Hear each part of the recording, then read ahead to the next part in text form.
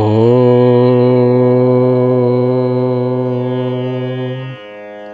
നാരായണം നമസ്കൃത്യ നരം ചൈവ നരോത്തമം ദേവീം സരസ്വതീം വ്യാസം തതോ ജയമുദീരയേ. ശ്രീമദ് ഭഗവത്ഗീതയിലെ സാംഖ്യയോഗത്തിലെ ശ്ലോകങ്ങളാണ് നിങ്ങൾ കേട്ടുകൊണ്ടിരിക്കുന്നത്. സാംഖ്യയോഗത്തിൽ 54-ാമത്തെ ശ്ലോകമായപ്പോഴേക്കും അർജുനൻ ഭഗവാനോട് ചോദിക്കുകയാണ്, സ്ഥിരമായ ജ്ഞാനമുള്ളവൻ്റെ സമചിത്തതയിൽ സ്ഥിരതയുള്ളവൻ്റെ വിവരണം എന്താണ്? സ്ഥിരബുദ്ധിയുള്ളവൻ എങ്ങനെ സംസാരിക്കും? അവൻ എങ്ങനെ ഇരിക്കും? അവൻ എങ്ങനെ നടക്കുന്നു? തുടർന്നുള്ള ശ്ലോകങ്ങളിൽ ഭഗവാൻ അതിനുള്ള ഉത്തരങ്ങൾ പറയുകയാണ്. ഭഗവാൻ പറഞ്ഞു, ഹേ പാർത്ഥ, മനസ്സിനെ പീഡിപ്പിക്കുന്ന ഇന്ദ്രിയങ്ങളുടെ എല്ലാ സ്വാർത്ഥ ആഗ്രഹങ്ങളും ഉപേക്ഷിച്ച് ആത്മസാക്ഷാത്കാരത്തിൽ സംതൃപ്തനാകുമ്പോഴാണ് ഒരാൾ അതീന്ദ്രിയമായി സ്ഥിതി ചെയ്യുന്നത്. തുടർന്നുള്ള ശ്ലോകങ്ങൾ കേൾക്കാം. ശ്രീമദ് ഭഗവത്ഗീത സാംഖ്യയോഗം ശ്ലോകം 56. ദുഃഖേഷു അനുവിക്മനാഃ ദുഃഖേഷു അനുവത്മിനാഃ ദുഃഖേഷു അനുവിക്മനാഃ സുഖേഷു വിഗതസ്പൃഹഃ സുഖേഷു വിഗതസ്പൃഹഃ വീതരാഗഭയക്രോധഃ വീതരാഗഭയക്രോധഃ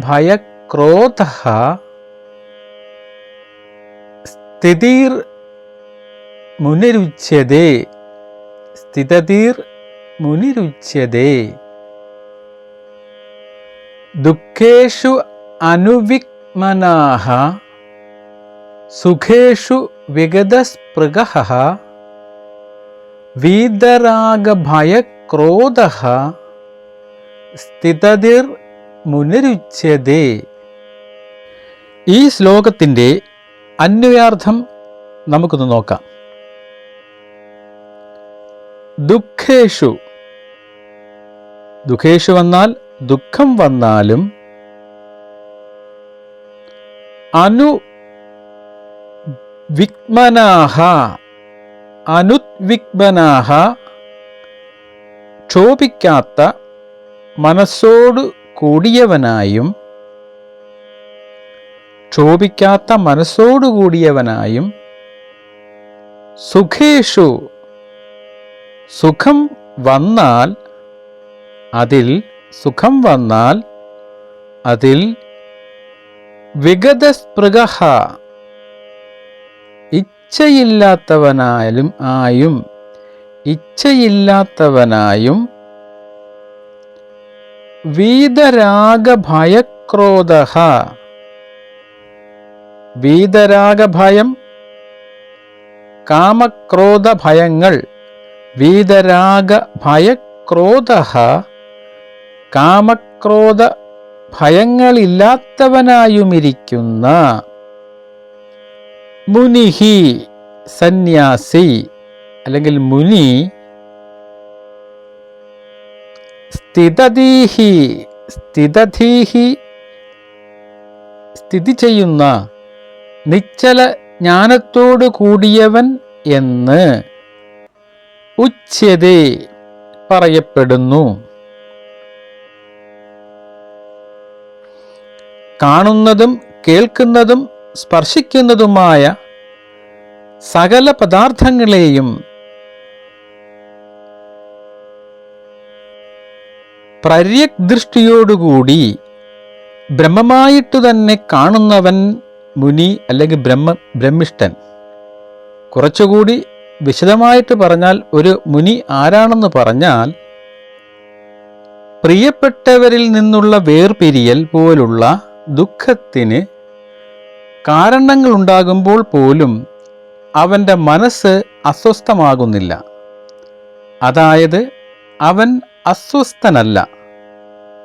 സുഖഭോഗങ്ങൾ ആസ്വദിക്കാൻ അയാൾക്ക് ആഗ്രഹമില്ല. അതായത് അവൻ ഇഷ്ടപ്പെടുന്ന കാര്യങ്ങൾ അവൻ്റെ അടുത്താണെങ്കിലും അവയിൽ അയാൾക്ക് ആഗ്രഹമില്ല. അവൻ ആഗ്രഹത്തിൽ നിന്നും കോപത്തിൽ നിന്നും മുക്തനാണ്. ആഗ്രഹം ഇതുവരെ ലഭിക്കാത്ത വസ്തുക്കളെ കൊതിക്കുന്നു. അവൻ ഇതിൽ നിന്നും സ്വതന്ത്രനാണ്. പ്രിയപ്പെട്ടവരിൽ നിന്ന് വേർപിരിയുന്നതിനോ അല്ലെങ്കിൽ അഭികാമ്യമല്ലാത്തവരുമായി കണ്ടുമുട്ടുന്നതിനോ കാരണമാകുന്ന ഘടകങ്ങളെക്കുറിച്ചുള്ള അറിവിൽ നിന്ന് ഉൽപ്പാദിപ്പിക്കുന്ന കഷ്ടപ്പാടാണ് ഭയം. അവൻ ഇതിൽ നിന്ന് സ്വതന്ത്രനാണ്. കോപം എന്നത് ഒരാളുടെ സ്വന്തം മനസ്സിൻ്റെ അസ്വസ്ഥമായ അവസ്ഥയാണ്. അത് കഷ്ടത സൃഷ്ടിക്കുന്നു.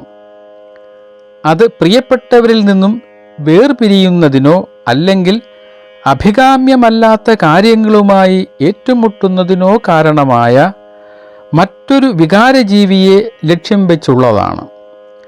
അത്തരത്തിലുള്ള ഒരു മുനി ധ്യാനിക്കുന്നവൻ, നിരന്തരമായി സ്വയം ധ്യാനിക്കുന്നവൻ ഉറജ്ഞജ്ഞാനിയാണെന്നാണ് ഭഗവാൻ പറയുന്നത്. ദുഃഖപ്രാപ്തിയിൽ മനക്ഷോഭമില്ലാത്തവനും സുഖപ്രാപ്തിയിൽ ഇച്ഛയില്ലാത്തവനായും കാമക്രോധാദികളില്ലാത്തവനുമായിരിക്കുന്ന സന്യാസി നിശ്ചലജ്ഞാനി എന്ന് പറയപ്പെടുന്നു എന്ന് ഭഗവാൻ ഈ ശ്ലോകത്തിലൂടെ അർജുനനോട് പറയുന്നു. മനുഷ്യന് പരീക്ഷണങ്ങളും പ്രയാസങ്ങളുമായി വരുന്ന ഈ ലോകത്ത് സംഭവങ്ങൾക്ക് അവസാനമില്ല. അവരാൽ കഷ്ടപ്പെടുക എന്നതാണ് സാധാരണക്കാരുടെ വഴി. എന്നാൽ ജ്ഞാനമുള്ള മനുഷ്യൻ അസ്വസ്ഥനാകാതെ തുടരുന്നു. അവ ഒഴിവാക്കാനാവാത്തവയായി വീക്ഷിക്കുന്നു. എന്നാൽ അവഗണിച്ച പരിധിവരെ ഫലരഹിതമാണ്. തീയിൽ ഇന്ധനം ചേർക്കുന്നതിലൂടെ അതിൻ്റെ അളവും തീവ്രതയും വർദ്ധിക്കുന്നു. ഒരു ലൗകിക മനുഷ്യനിൽ സന്തോഷത്തിനുള്ള ആഗ്രഹം സമാനമായി വർദ്ധിക്കുന്നു. എന്നാൽ ഒരു ജ്ഞാനിയിൽ ഒരിക്കലും അനുദിനം വർദ്ധിച്ചു വരുന്ന സന്തോഷത്തിൻ്റെ വസ്തുക്കൾക്കിടയിൽ അവൻ അവയൊന്നും ശ്രദ്ധിക്കാതെ ജീവിക്കുന്നു. അവൻ സ്നേഹം, ദയ, കോപം എന്നിവയിൽ നിന്ന് കൂടുതൽ സ്വതന്ത്രനാണ്. ഈ 3 സ്വഭാവങ്ങൾ മനുഷ്യനെ കളങ്കപ്പെടുത്തുന്നു. വിവേചനം കവർന്നെടുക്കുന്ന ആസക്തിയാണ് ഇഷ്ടം. മനുഷ്യൻ താൻ ഇഷ്ടപ്പെടുന്നവരിൽ കുറവുകൾ കാണുന്നില്ല. വേർപിരിഞ്ഞ സ്നേഹമാണ് വേണ്ടത്. വിഷപ്പാമ്പുകളെ മനുഷ്യൻ ഇഷ്ടപ്പെടുന്നില്ല, പക്ഷേ അവൻ അതിനെ ഭയപ്പെടുന്നു. അജ്ഞതയിൽ നിന്നാണ് ഭയം ജനിക്കുന്നത്. അത് മനുഷ്യൻ്റെ പൗരുഷത്തെ ഇല്ലാതാക്കുന്നു. അത് മരണത്തേക്കാൾ മോശമാണ്. ഭയമില്ലായ്മയാണ് ഉപനിഷത്തുകളുടെ സന്ദേശം. ജ്ഞാനിക്ക് മരണം ഉൾപ്പെടെ ഒന്നിനെയും ഭയമില്ല. ജ്ഞാനം തേടുന്നവർക്ക് മാത്രമല്ല, ജീവിതത്തിൽ അഭിവൃദ്ധിപ്പെടാൻ ആഗ്രഹിക്കുന്ന എല്ലാവർക്കും നിർഭയത്വത്തിൻ്റെ ശീലം അനിവാര്യമാണ്. അർജുനനേക്കാൾ മൂത്ത സഹോദരനായ ഭീമൻ കൗരവരോട് ഒട്ടും ചേർന്നു നിൽക്കുന്നില്ല. അവരെ ഒരു തരത്തിലും ഭയപ്പെടുന്നില്ല. എന്നാൽ അവൻ അവരോട് കഠിനമായ ദേഷ്യത്തിലായിരുന്നു. കോപം ധാർമ്മികമായും ആത്മീയമായും വികസിക്കുന്ന ഒന്നല്ല. അത് ഒരാളുടെ വിവേചനം കവർന്നെടുക്കുന്നു. ആസക്തിയും ഭയവും കോപവും ഇല്ലാത്ത മനസ്സ് ശ്രേഷ്ഠതയിൽ പരിണമിക്കുന്നു. ഈ സദ്ഗുണങ്ങളിലാണ് ബ്രഹ്മജ്ഞാനി അവശ്യം സ്ഥാപിച്ചിരിക്കുന്നത്. പാത്രത്തിൽ നിന്ന് എണ്ണയൊഴുകുന്നത് പോലെ സ്ഥിരമായും തടസ്സമില്ലാതെയും മനസ്സിൽ ആനന്ദിക്കുന്നവനാണ് മുനി. അസൂയയ്ക്കും കോപത്തിനും ഭീരുത്വത്തിനും വിധേയനായ മനുഷ്യൻ ഒരിക്കലും ആത്മീയ വളർച്ചയിൽ വളരുന്നില്ല. ദുഃഖേഷനുദിഗ്നമനാ സുഖേഷു വിഗതസ്പൃഹഃ വീതരാഗഭയക്രോധ സ്ഥിതധീർമുനിരുച്യതേ. ശ്രീമദ് ഭഗവത്ഗീത സാംഖ്യയോഗം ശ്ലോകം 57. യഹ സർവത്രാനഭിസ്നേഹ സ്തദത്പ്രാപ്യ ശുഭാശുഭം നാഭിനന്ദതി ന ദ്വേഷ്ടി തസ്യ പ്രജ്ഞാ പ്രതിഷ്ഠിത. യഹ സർവത്രാനഭിസ്നേഹ സ്തദത്പ്രാപ്യ ശുഭാശുഭം നാഭിനന്ദതി ന ദ്വേഷ്ടി തസ്യ പ്രജ്ഞാ പ്രതിഷ്ഠിത. യഹ യാതൊരുത്തൻ, യഹ ആര് എന്നൊക്കെ അർത്ഥം.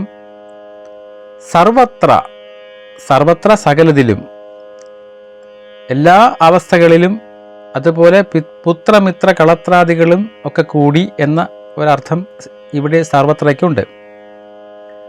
അനഭിസ്നേഹ, അഭിമാനമില്ലാത്തവനായി, ബന്ധമില്ലാത്തവനായി, അതേപോലെ സ്നേഹശൂന്യനായി എന്നൊക്കെ അർത്ഥം. തൽ തൽ ശുഭാശുഭം, അതാത് ഇഷ്ടാനിഷ്ടങ്ങളെ,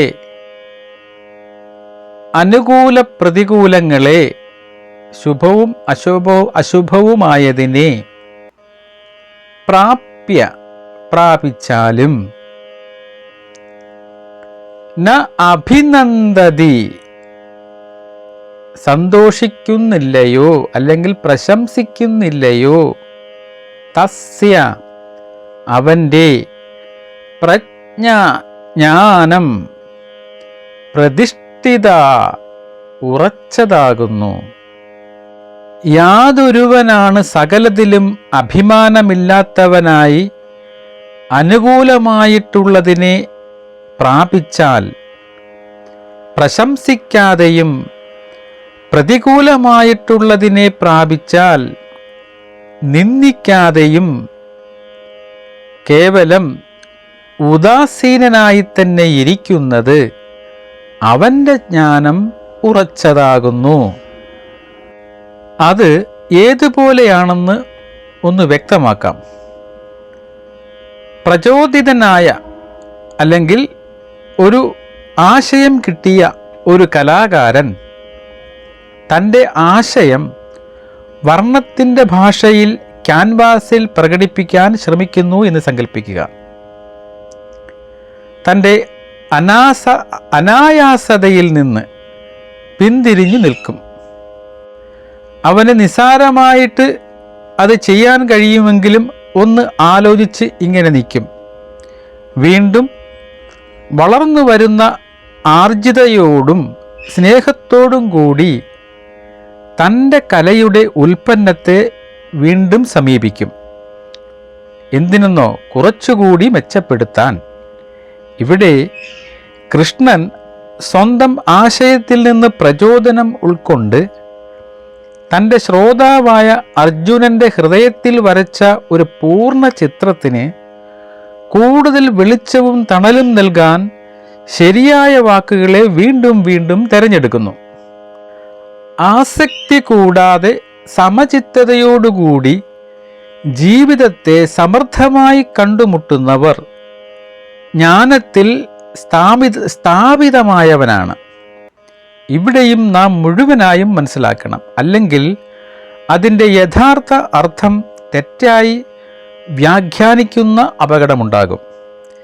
ജീവിതത്തിലെ കാര്യങ്ങളിൽ നിന്നുള്ള വേർപിരിയൽ പൂർണ്ണതയുടെ ലക്ഷണമോ യഥാർത്ഥ വിവേചനപരമായ ധാരണയുടെയോ അല്ല. എന്നാൽ ബുദ്ധിശൂന്യരായ പല ഉത്സാഹികളും യഥാർത്ഥത്തിൽ ജീവിതത്തിൽ തങ്ങളുടെ കടമകൾ ഉപേക്ഷിച്ച് ഓടിപ്പോകുന്നു. അവർ ഇന്ദ്രിയ ലോകത്തിൽ നിന്ന് തികഞ്ഞ അകൽച്ച വികസിപ്പിച്ചെടുത്തതിനാൽ കാടിൻ്റെ നിശബ്ദതയിൽ അവർ തങ്ങളുടെ ലക്ഷ്യം നേടുമെന്ന് പ്രതീക്ഷിക്കുന്നു. കർത്തവ്യ പ്രവർത്തന മേഖലയും ഉപേക്ഷിക്കുമെന്ന് അർജുനൻ തന്നെ നേരത്തെ വ്യക്തമാക്കിയിരിക്കുന്നു. അങ്ങനെ നിശബ്ദതയിലേക്ക് വിരമിക്കുന്നതിലൂടെ പാണ്ഡവ വീരൻ പൂർണ്ണതയിലും സമാധാനത്തിലും എന്താകുമെന്ന് പ്രതീക്ഷിച്ചു. അങ്ങനെ നിശബ്ദതയിലേക്ക് വിരമിക്കുന്നതിലൂടെ പാണ്ഡവവീരൻ പൂർണ്ണതയിലും സമാധാനത്തിലും എത്തുമെന്ന് പ്രതീക്ഷിച്ചു. ഈ അപകടകരമായ നടപടിയിൽ നിന്ന് അർജുനനെ പിന്തിരിപ്പിക്കാൻ കൃഷ്ണൻ തൻ്റെ പ്രഭാഷണം 2-ാം അധ്യായമായ സാംഖ്യയോഗത്തിൽ ഗൗരവമേറിയ കുറിപ്പോടെ ആരംഭിച്ചു. ആത്മഹത്യാ പ്രേമങ്ങളിൽ നിന്നുള്ള വേർപിരിയലും ബുദ്ധിശൂന്യമായ ആർദ്രതയും മനുഷ്യനെ ദൈവികതയുടെ ഉയർന്ന മേഖലകളിലേക്ക് കൊണ്ടുപോകാൻ കഴിയില്ല. പുറത്തുള്ള ലോകത്തിൽ നിന്നുള്ള വേർപിരിയൽ ജീവിതത്തിലെ എല്ലാ വെല്ലുവിളികളെയും നേരിടാൻ നമ്മിൽ തന്നെ വളരുന്ന സന്തുലിതാവസ്ഥയോടൊപ്പം ഉണ്ടായിരിക്കണം. മംഗളകരമായ ശുഭങ്ങളുടെയോ അതിനിയന്ത്രിതമായ സന്തോഷമോ ഇല്ലാതെ തികഞ്ഞ സമനിലയിൽ അശുഭ അനുഭവങ്ങളോടുള്ള വെറുപ്പാണ് പ്രകടമാകുന്നത്. അതിൽ തന്നെ കേവലമായ ഒരു വേർപിരിയൽ തികഞ്ഞ ജീവിതത്തിൻ്റെ വഴിയേ അല്ല. കാരണം അത് ജീവിതത്തിൽ നിന്ന് നിരന്തരം രക്ഷപ്പെടാനുള്ള നിഷേധാത്മകമായ അസ്തിത്വം മാത്രമാണ്. അടുപ്പത്തോടുകൂടി ജീവിക്കുക എന്നാൽ ലോകത്തിലെ കാര്യങ്ങളുടെ അടിമത്തത്തിൽ ജീവിക്കുക എന്നതാണ്. എന്നാൽ ദൈവിക സ്വാതന്ത്ര്യത്തോടെ ലോകത്ത് ജീവിക്കുന്ന ജീവിതം തനിക്ക് നൽകിയേക്കാവുന്ന സന്തോഷങ്ങളും സങ്കടങ്ങളും സമൃദ്ധമായി കണ്ടുമുട്ടുന്നവനാണ് തികഞ്ഞവൻ. ശൈത്യകാലത്ത് സൂര്യപ്രകാശത്തിൽ കിടന്ന് അതിൻ്റെ കിരണങ്ങളിൽ കുളിക്കുന്നത്, അതിൻ്റെ ചൂട് ആസ്വദിക്കുകയും അതേസമയം അതിൻ്റെ തിളക്കം അനുഭവിക്കുകയും ചെയ്യുക എന്നതാണ്. തിളക്കത്തെക്കുറിച്ച് പരാതി പറയുക എന്നത് ഊഷ്മളമായ ആസ്വാദനത്തിൽ തന്നെ ദുഃഖം കൊണ്ടുവരികയാണ്. ബുദ്ധിമാനായ ഒരാൾ ഒന്നുകിൽ പ്രകാശത്തെ അവഗണിച്ച് ചൂട് പൂർണ്ണമായി ആസ്വദിക്കാൻ ശ്രമിക്കും, അല്ലെങ്കിൽ പ്രഭയിൽ നിന്ന് തണലെടുത്ത് ആസ്വാദ്യകരമായ ഊഷ്മളതയിൽ മുഴുകും. അതുപോലെ ജീവിതം അതിൻ്റെ സ്വഭാവമനുസരിച്ച് നല്ലതും ചീത്തയും ഒരു മിശ്രിതമാണ്. മാത്രമല്ല, എപ്പോഴും നമ്മെ തന്നെ ക്രമീകരിച്ചു കൊണ്ട് ജീവിക്കുക, തിന്മ ഒഴിവാക്കുകയും നമ്മുടെ അനുഭവത്തിൽ തങ്ങി നിൽക്കാൻ ശ്രമിക്കുകയും ചെയ്യുക, ബുദ്ധിശൂന്യമായി ജീവിക്കുക എന്നതാണ് ഇതിൽ നിന്ന് കാണുന്നത്. സമ്പൂർണനായ ഒരാൾ ജീവിതത്തിലെ ഏറ്റവും നല്ലതും മോശമായതും തുല്യമായ അകൽച്ചയോടെ അനുഭവിക്കുന്നു. കാരണം അവൻ എപ്പോഴെങ്കിലും സത്യത്തിലും ശാശ്വതത്തിലും സ്ഥാപിച്ചിരിക്കുന്നു. അത് സ്വയം തന്നെയാണ്. തൻ്റെ ചോദ്യത്തിൽ ഒരു തികഞ്ഞ ഗുരു എങ്ങനെ സംസാരിക്കുമെന്ന് അർജുനൻ കൃഷ്ണനോട് അന്വേഷിച്ചിരുന്നു. അതിനുള്ള ഉത്തരമായി ഈ ശ്ലോകത്തെ കണക്കാക്കാം. ജ്ഞാനത്തിൻ്റെ പൂർണ്ണനായ മനുഷ്യന് ദുഃഖങ്ങളിൽ വെറുപ്പും ജീവിതത്തിലെ സന്തോഷങ്ങളിൽ സന്തോഷവും തോന്നാത്തതിനാൽ അവൻ ലോകത്തിലെ ഒന്നിനെയും അപലപിക്കുന്നില്ല. അവനെ സംബന്ധിച്ചിടത്തോളം എല്ലാം അത്ഭുതകരമാണ്. അവൻ കാര്യങ്ങൾ അവ ഉള്ളതുപോലെ കാണുന്നു. അവൻ്റെ മാനസിക അവസ്ഥകളിൽ നിറമില്ല. യഹ സർവത്രാനഭിസ്നേഹ തദത്പ്രാപ്യ ശുഭാശുഭം നാഭിനന്ദതി ന ദ്വേഷ്ടി തസ്യ പ്രജ്ഞാ പ്രതിഷ്ഠിത. ശ്രീമദ് ഭഗവത്ഗീത സാഖ്യയോഗം ശ്ലോകം 58. ഈ ശ്ലോകം ഒന്ന് ചൊല്ലാം. യഥാ സംഹരതേ ഛായം കൂർമോ അംഗാനീവ സർവശഃ ഇന്ദ്രിയാണിന്ദ്രിയാർത്ഥേഭ്യ തസ്യ പ്രജ്ഞാ പ്രതിഷ്ഠിത. യഥാ സംഹരതേ ഛായം കൂർമോ അംഗാനീവ സർവശഃ ഇന്ദ്രിയാണിന്ദ്രിയാർത്ഥേഭ്യ തസ്യ പ്രജ്ഞാ പ്രതിഷ്ഠിത. ഈ ശ്ലോകത്തിൻ്റെ അന്വയാർത്ഥം നമുക്കൊന്ന് നോക്കാം. കൂർമ്മം, കൂർമ്മം എന്നാൽ ആമ എന്നാണ് അർത്ഥം. കൂർമ്മം ആമ. സർവശഃ എല്ലാ ഭാഗത്തു നിന്നും. അംഗാനി ഇവ തൻ്റെ അവയവങ്ങളെ ഉള്ളിലേക്ക് വലിക്കുന്നത് പോലെ. അയം ഈ യോഗി, ഈ സ്ഥിതപ്രജ്ഞൻ. ഇന്ദ്രിയാർത്ഥേഭ്യഃ ഇന്ദ്രിയാർത്ഥേഭ്യഃ ഇന്ദ്രിയാർത്ഥങ്ങളിൽ നിന്ന് എന്ന് പറഞ്ഞാൽ വിഷയങ്ങളിൽ നിന്ന്, പഞ്ചഭൂതാത്മകമായ വിഷയങ്ങളിൽ നിന്ന്. ഇന്ദ്രിയാണി ഇന്ദ്രിയങ്ങളെ, പഞ്ചേന്ദ്രിയങ്ങളെ. യഥാ എപ്പോൾ, സംഹരതേ ഛ പിൻവലിക്കുന്നുവോ, തഥാ അപ്പോൾ, തസ്യ അവൻ്റെ, പ്രജ്ഞ ജ്ഞാനം, പ്രതിഷ്ഠിത ഉറച്ചതായി ഭവിക്കുന്നു. ആമ തൻ്റെ അവയവങ്ങളെ എല്ലാ ഭാഗത്തു നിന്നും ഉള്ളിലേക്ക് വലിക്കുന്നത് പോലെ ജ്ഞാനനിഷ്ഠയായിരിക്കുന്ന യതി, സന്യാസി, എപ്പോഴാണ് സകല വിഷയങ്ങളിൽ നിന്നും ഇന്ദ്രിയങ്ങളെ പിൻവലിക്കുന്നത്, അപ്പോൾ അവൻ്റെ ജ്ഞാനം സ്ഥിരമായി ഭവിക്കുന്നു. പരിപൂർണനായ ഒരാൾ സ്വയം സംതൃപ്തനാണ്.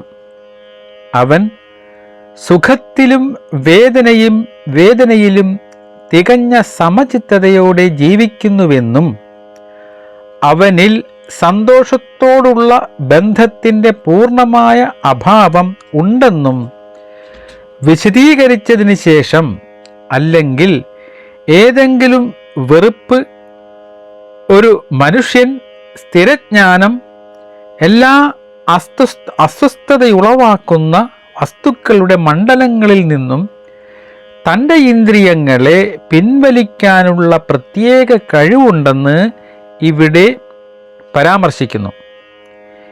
ഇവിടെ ഉപയോഗിച്ചിരിക്കുന്ന സാമ്യം വളരെ അനുയോജ്യമാണ്. ഒരു ആമയ്ക്ക് അപകടത്തിൽ ഏറ്റവും ദൂരെയുള്ള നിർദ്ദേശങ്ങളിൽ പോലും സഹജമായി അതിൻ്റെ എല്ലാ അവയവങ്ങളെയും തന്നിലേക്ക് പിൻവലിക്കുവാനും ഉള്ളിൽ സുരക്ഷിതത്വം അനുഭവിക്കാനും കഴിയുന്നതുപോലെ ഒരു പൂർണ്ണനായ മനുഷ്യന്, ഒരു മുനിക്ക് തൻ്റെ 5 കാമനകളിലൂടെ പുറത്തേക്ക് നോക്കുന്ന എല്ലാ സംവേദങ്ങളെയും ബോധപൂർവം പിൻവലിക്കാൻ കഴിയും. വേദാന്തത്തിലെ ധാരണ സിദ്ധാന്തത്തിൽ മനസ്സ് ബോധത്തെ വഹിക്കുന്നു. ഇന്ദ്രിയങ്ങളിലൂടെ ഇന്ദ്രിയ വസ്തുക്കളിലേക്ക് പോകുന്നു.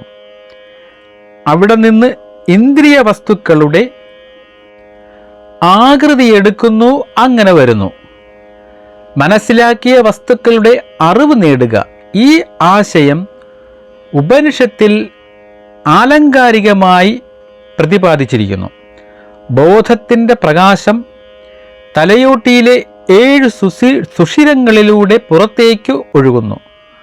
ഓരോ പ്രത്യേകതരം വസ്തു മാത്രം പ്രകാശിപ്പിക്കുന്ന അവബോധത്തിൻ്റെ ഓരോ പ്രത്യേക കിരണം അങ്ങനെ കണ്ണുകളിലൂടെ കടന്നു പോകുന്ന വെളിച്ചം രൂപങ്ങളെയും നിറങ്ങളെയും മാത്രം പ്രകാശിപ്പിക്കാൻ പ്രാപ്തമാണ്. അതേസമയം ചെവിയിലൂടെ പുറത്തു വരുന്ന ശബ്ദങ്ങളെ ഉദ്ദീപിപ്പിക്കുന്നു. ഭൗതിക ലോകത്ത് ഒരു സാധാരണ ബൾബിലൂടെ പ്രകാശം പ്രകടിപ്പിക്കുന്ന വൈദ്യുത വെളിച്ചം നമുക്ക് ഉദാഹരണമായി എടുക്കാം. അതേസമയം എക്സ്റേ ട്യൂബിൽ നിന്ന് പുറത്തു വരുന്ന വൈദ്യുതി പ്രകാശമായ വസ്തുക്കളിലൂടെ തുളച്ചു കയറുകയും വസ്തുക്കളെ പ്രകാശിപ്പിക്കുകയും ചെയ്യുന്നു. അത് സാധാരണയായി നഗ്നനേത്രങ്ങൾക്ക് ദൃശ്യമല്ല. അങ്ങനെ ഓരോ വ്യക്തിയിലും ഒരേ അവബോധത്തിൻ്റെ 5 കിരണങ്ങൾ ഒരു ആന്റിന പോലെ നീണ്ടു നിൽക്കുകയും അവന് ശാശ്വത ലോകത്തെക്കുറിച്ചുള്ള പൂർണ്ണമായ അറിവ് നൽകുകയും ചെയ്യുന്നു. അറിവിൻ്റെ ഈ 5 വഴികൾ അവനിലേക്ക് പുറം ലോകത്തു നിന്നുള്ള എണ്ണമറ്റ ഉത്തേജനങ്ങൾ കൊണ്ടുവരുന്നു. അത് മനസ്സിൽ എത്തുമ്പോൾ പുറം ലോകവുമായുള്ള സമ്പർക്ക ജീവിതത്തിൽ മനുഷ്യന് അനുഭവപ്പെടുന്ന എല്ലാ അസ്വസ്ഥതകളും നൽകുന്നു. ഞാൻ അന്ധനാണെങ്കിൽ കടന്നു പോകുന്ന സൗന്ദര്യത്തിന് എൻ്റെ മനസ്സിനെ അസ്വസ്ഥമാക്കാൻ കഴിയില്ല. ഞാൻ ബധിരനാണെങ്കിൽ എനിക്കെതിരെയുള്ള വിമർശനങ്ങൾ എനിക്ക് കേൾക്കാൻ കഴിയില്ല. സ്വാഭാവികമായും എൻ്റെ നെഞ്ചിനെ ഇളക്കി വിടാൻ അതിന് തന്നിലേക്ക് എത്താൻ കഴിയില്ല. രുചിക്കാത്തതോ ഉരുകാത്തതോ അല്ലാത്തതോ ആയ ഇന്ദ്രിയ വസ്തുക്കൾക്ക് ഒരിക്കലും ദുഃഖത്തിൻ്റെ ഒരു വേദനയും നെഞ്ചിൽ കൊണ്ടുവരാൻ കഴിയില്ല. ഇവിടെ കൃഷ്ണൻ അർജുനന് വീണ്ടും ഉറപ്പു നൽകുന്നു. അവൻ തൻ്റെ ഇന്ദ്രിയങ്ങളെ അവരുടെ പ്രവർത്തനത്തിൻ്റെ ഏതെങ്കിലും അല്ലെങ്കിൽ എല്ലാ മേഖലകളിൽ നിന്നും മടക്കാൻ തയ്യാറുള്ള കഴിവുള്ള ഒരു മനുഷ്യൻ സ്ഥിരജ്ഞാനിയാണെന്ന് പറയുന്നു. വസ്തുക്കളുടെ മേഖലയിൽ നിന്നും ഇന്ദ്രിയങ്ങളെ യഥേഷ്ടം പിൻവലിക്കാനുള്ള ഒരു വ്യക്തിയുടെ ഈ കഴിവിനെ യോഗശാസ്ത്രത്തിൽ പ്രത്യാഹാര എന്ന് വിളിക്കുന്നു. ഇത് യോഗി ശ്വസന നിയന്ത്രണത്തിലൂടെ നിറവേറ്റുന്നു. ഒരു ഭക്തന് ഇത് സ്വാഭാവികമായും സംഭവിക്കുന്നു. കാരണം അയാൾക്ക് കണ്ണും കാതും ഉള്ളത് തൻ്റെ പ്രിയപ്പെട്ട ഭഗവാന്റെ രൂപത്തിനും കഥകൾക്കും മാത്രമാണ്. ഒരു വേദാന്തിയെ സംബന്ധിച്ചിടത്തോളം ഇത് തൻ്റെ നന്നായി വികസിപ്പിച്ചതും മൂർച്ചയുള്ളതുമായ വിവേചനപരമായ കഴിവിൽ നിന്നാണ് വരുന്നത്. അവൻ്റെ ബുദ്ധി അവൻ്റെ മനസ്സിനെ ഇന്ദ്രിയതയുടെ വഴിയോരങ്ങളിൽ ആനന്ദത്തിൻ്റെയും സന്തോഷത്തിൻ്റെയും നിരർത്ഥകത മനസ്സിലാക്കുന്നു. അവൻ്റെ യഥാർത്ഥ പ്രകൃതിയിൽ അനന്തമായ ആനന്ദത്തിൻ്റെ സംഭരണിയുടെ നാഥനാണ്. യദാ സംഹരതേ ചായം കൂർമോ അംഗാനീവ സർവശ ഇന്ദ്രിയാണിന്ദ്രിയാർത്ഥേഭ്യ തസ്യ പ്രജ്ഞാ പ്രതിഷ്ഠിത. ശ്രീമദ് ഭഗവത്ഗീത സാഖ്യയോഗം ശ്ലോകം 59. ഈ ശ്ലോകം ഒന്ന് ചൊല്ലാം. വിഷയ വിനിവർത്തന്തേ നിരാഹാരസ്യ ദേഹിനഃ രസവർജ്യം രസോഭ്യസ്യ പരം ദൃഷ്ട്വാ നിവർത്തതേ. വിഷയാ വിനിവർത്തന്തേ നിരാഹാരസ്യ ദേഹിനഃ രസവർജ്യം രസോഭ്യസ്യ പരം ദൃഷ്ട്വാ നിവർത്തതേ. ഈ ശ്ലോകത്തിൻ്റെ അന്വയാർത്ഥം ഒന്ന് നോക്കാം. നിരാഹാരസ്യ ഇന്ദ്രിയങ്ങളെ കൊണ്ട് വിഷയങ്ങളെ ഗ്രഹിക്കാതിരിക്കുന്ന, ദേഹിനഃ ദേഹാഭിമാനത്തോടു കൂടിയ അജ്ഞാനിയുടെ, രസവർജ്യം ഇച്ഛ അഭിലാഷം, രസവർജ്യം ഇച്ഛ ഒഴിച്ച്, വിഷയാഹ വിഷയാനുഭവങ്ങൾ, നിവർത്തന്തേ ക്രമേണ നിവർത്തിക്കുന്നു, അസ്യ ഈ സ്ഥിതിപ്രജ്ഞന്റെ രസഃ അപി വിഷയങ്ങളിലുള്ള ഇച്ഛയും കൂടി പരമാത്മാവിനെ ദൃഷ്ടുവ അറിഞ്ഞിട്ട് നിവർത്തിക്കുന്നു. ഇന്ദ്രിയങ്ങളെ കൊണ്ട് വിഷയങ്ങളെ ഗ്രഹിക്കാതെ തന്നെ ദേഹാഭിമാനത്തോടു കൂടിയ അജ്ഞാനിയിൽ നിന്ന് വിഷയങ്ങൾ നിവർത്തിക്കുന്നു. എന്നാൽ അവയിലുള്ള ഇച്ഛ നിവർത്തിക്കുന്നില്ല. സ്ഥിതപ്രജ്ഞന്റെ ഇച്ഛയും കൂടി പരമാത്മദർശനത്താൽ നിവർത്തിക്കുന്നു. താനെ നശിച്ചു പോകുന്നു എന്നർത്ഥം. പ്രത്യാഗരം അല്ലെങ്കിൽ ഉപരാധി കൂടാതെ ചില ശാരീരിക അപര്യാപ്തതകൾ മൂലമോ താൽക്കാലിക ദുഃഖമോ ദുരിതമോ ആയ ചില പ്രത്യേക മാനസികാവസ്ഥകൾ കാരണമോ ഒരു വ്യക്തി ഇന്ദ്രിയ വസ്തുക്കളിൽ നിന്ന് ഇന്ദ്രിയ വിശ്രമം നിലനിർത്താൻ വരുന്ന സന്ദർഭങ്ങൾ നമുക്ക് നിരീക്ഷിക്കാൻ കഴിയും. അത്തരം സന്ദർഭങ്ങളിലെല്ലാം ഇന്ദ്രിയങ്ങൾക്ക് അതാണ് വസ്തുക്കളോട് വെറുപ്പ് തോന്നുന്നുണ്ടെങ്കിലും ഈ വസ്തുക്കളോടുള്ള അവരുടെ ചായ്വ് തൽക്കാലം നിഷ്ക്രിയമായി തുടരുന്നു.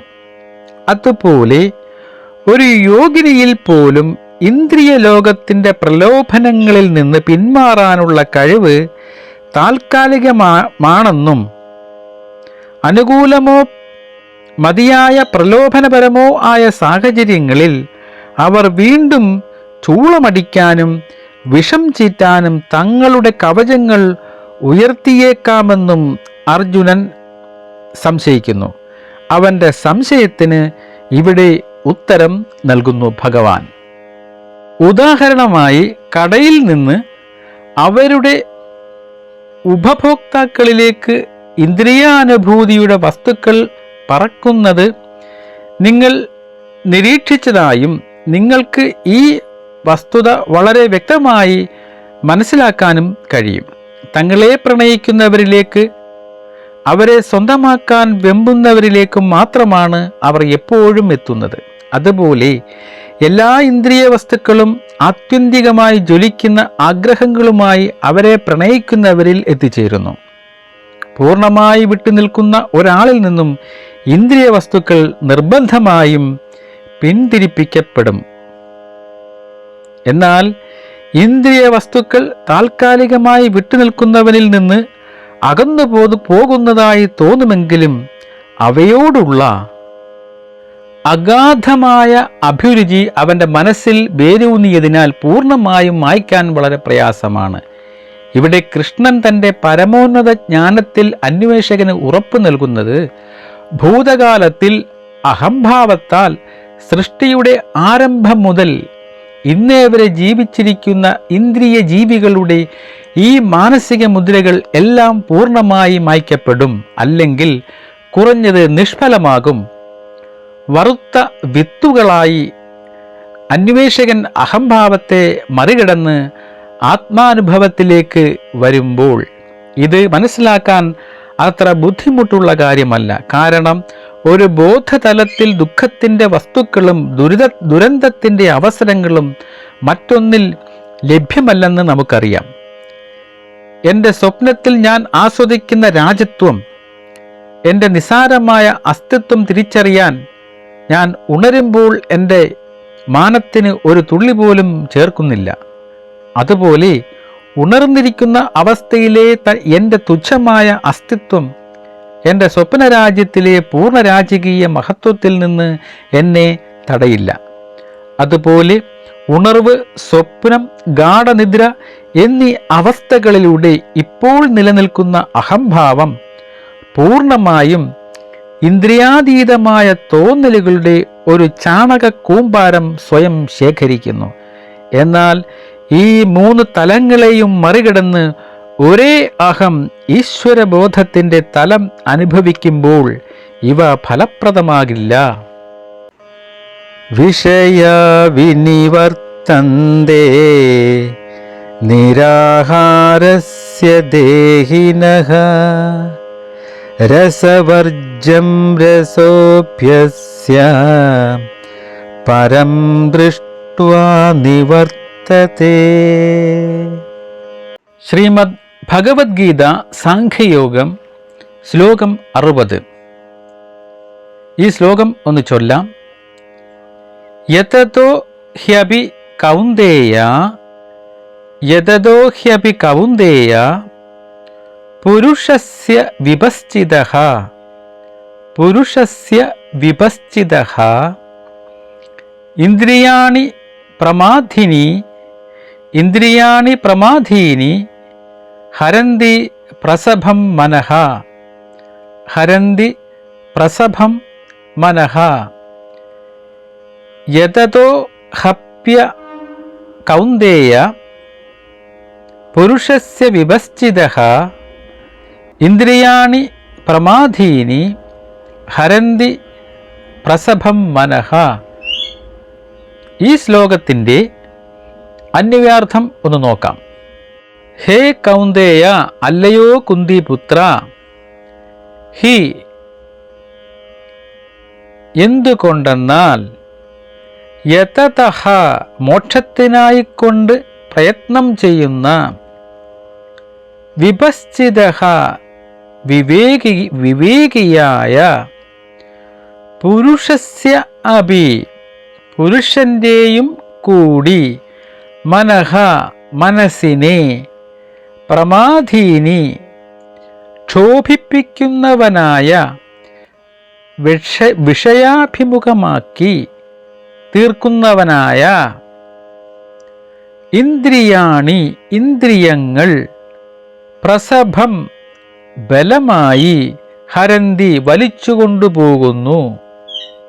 അല്ലയോ അർജുന, മോക്ഷത്തിനായിക്കൊണ്ട് പ്രയത്നം ചെയ്യുന്ന വിവേകിയുടെ മനസ്സിനെയും കൂടി ക്ഷോഭിപ്പിക്കുന്നവനായ ഇന്ദ്രിയങ്ങൾ ബലമായി വലിച്ചുകൊണ്ടുപോകുന്നു.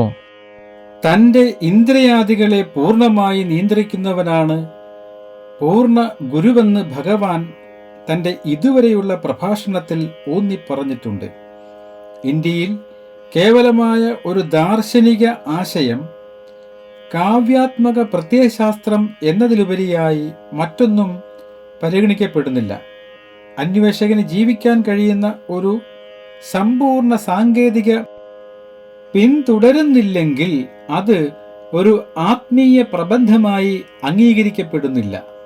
സ്വന്തം ആത്മനിഷ്ഠമായ അനുഭവം ഈ പരമ്പരാഗത ആര്യവിശ്വാസത്തിന് അനുസൃതമായി ഗീതയിലും ഭഗവാൻ അർജുനനെ പ്രായോഗികമായ മാർഗം സൂചിപ്പിക്കുന്നു. അതിലൂടെ അവൻ കഠിനമായി പോരാടണം.